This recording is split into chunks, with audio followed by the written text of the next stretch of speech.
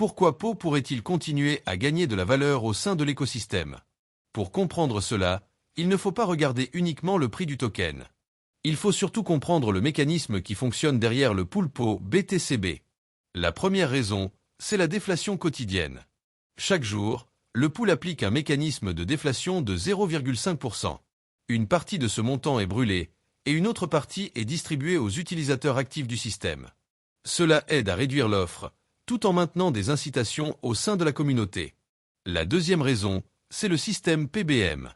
Lorsque les utilisateurs effectuent des retraits, une partie des frais est utilisée pour acheter du BTCB et renforcer le pool de liquidité. Autrement dit, ce n'est pas simplement de l'argent qui sort du système. Une partie revient soutenir l'écosystème. La troisième raison est l'une des plus importantes. Lorsque des tokens Po sont vendus, ils ne retournent pas simplement dans le pool. Ils sont brûlés de façon permanente. Cela signifie que la vente n'augmente pas à nouveau l'offre disponible. Au contraire, elle réduit la quantité de Po en circulation. Et la quatrième raison, c'est le soutien indirect du BTCB. Si Bitcoin prend de la valeur avec le temps, la partie BTCB du pool peut renforcer la structure de l'écosystème.